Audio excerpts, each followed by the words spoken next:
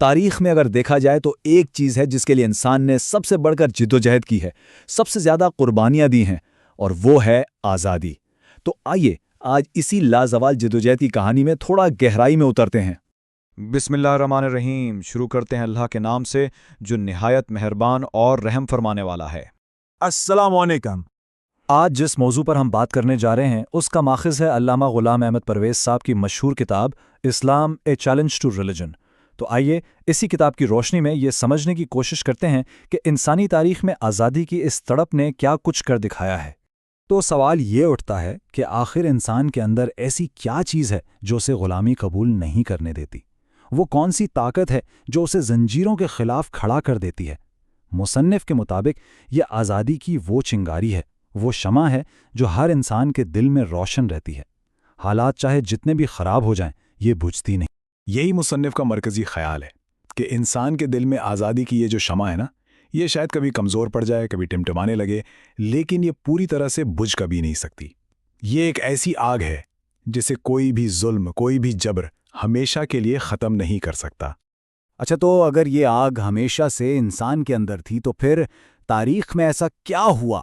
وہ کون سا موڑ آیا جس نے اس چھوٹی سی چنگاری کو ایک آتش فشاں بنا دیا؟ مصنف ہمیں اس کی اصل وجہ بتاتے ہیں۔ دراصل یہ ایک نہیں بلکہ ایک دوہرا شکنجہ تھا۔ سوچیں ذرا، ایک طرف تھا بادشاہ جو اپنی سیاسی طاقت سے لوگوں کو دبا رہا تھا، اور دوسری طرف تھا مذہبی پیشوا جو خدا کے نام پر ان کی سوچ پر پہرے بیٹھا رہا تھا۔ تو جب جسم بھی غلام ہو جائے اور سوچ بھی، تو پھر آزادی کی جو تڑپ پیدا ہوتی ہے وہ تو ظاہر ہے بہت شدید ہوگی۔ لیکن یہ لڑائی اتنی سیدھی سادھی نہیں تھی۔ اس میدان میں سمجھیں کئی کھلاڑی تھے اور ہر ایک اپنے اپنے مقاصد کے لیے کھیل رہا تھا۔ تو چلیں دیکھتے ہیں کہ اس تاریخی جدوجہد کے 4 بڑے کردار کون کون سے تھے۔ تو اس پوری کشمکش میں ہمیں 4 طرح کے گروہ نظر آتے ہیں۔ سب سے پہلے تو تھے حکمران، جن کی ساری کوشش بس یہ تھی کہ جیسے تیسے ان کا راج قائم رہے۔ پھر دوسرے نمبر پر وہ لوگ تھے جو خود اقتدار چاہتے تھے، یعنی وہ بادشاہ کو ہٹا کر خود اس کی جگہ لینا چاہتے تھے۔ تیسرا اور شاید سب سے اہم گروہ تھا عام لوگوں کا، جو اس پورے ظالمانہ نظام سے ہی چھٹکارا چاہتے تھے۔ اور چوتھے تھے مفکرین، دانشور لوگ، جو ایک بالکل نئے، ایک متوازن نظام کا خواب دیکھ رہے تھے، جہاں اختیار بھی ہو اور آزادی بھی۔ اب یہ جو مفکرین تھے، انہوں نے ایک حل پیش کیا، اور یہ حل جو ہے نا، یہ تاریخ کا ایک بہت بڑا تجربہ ثابت ہوا۔ آئیے دیکھتے ہیں کہ یہ تھا کیا اور پھر اس کا حشر کیا ہوا۔ اس نظام کو نام دیا گیا تھیوکریسی کا، یعنی ایک مذہبی حکومت۔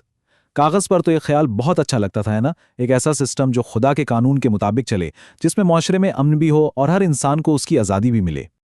لیکن یہ خواب ایک ڈراؤنے خواب میں بدل گیا۔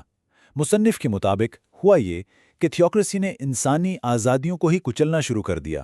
اس نے تعصب کو بڑھاوا دیا اور مذہب کو ظلم کرنے کا ایک ہتھیار بنا لیا۔ یعنی جو نظام آزادی کی حفاظت کے لیے بنایا گیا تھا، وہی سب سے بڑا قید خانہ بن گیا۔ اور اس ناکامی کی گواہی کوئی اور نہیں بلکہ تاریخ خود دیتی ہے۔ جیسے وائیکاؤنٹ سیموئل نے لکھا ہے، انہوں نے صاف صاف کہا کہ عیسائیت نے بادشاہوں کے خدائی حق یعنی ڈیوائن رائٹ آف کنگز کے نظریے کو سپورٹ کیا، اور یورپ کی تاریخ میں اس نظریے کی وجہ سے جتنی بھی تباہی ہوئی، اس کی ذمہ داری بھی اسی پر آتی ہے۔ تو ٹھیک ہے، تھیوکریسی تو ناکام ہو گئی، تاریخ نے ایک نیا موڑ لیا، لیکن کیا اس سے مسئلہ حل ہو گیا؟ مصنف کہتے ہیں کہ نہیں، وہ جو بنیادی سوال تھا وہ آج بھی وہیں کا وہیں کھڑا ہے۔ تو اصل بات کیا ہے؟ اصل بات یہ ہے کہ انسان کی پوری تاریخ اگر آپ دیکھیں تو وہ ایک ترازو کو بیلنس کرنے کی کوشش ہے۔ اس ترازو کے ایک پلڑے میں ہے ریاست کا اختیار اور دوسرے میں ہے فرد کی آزادی۔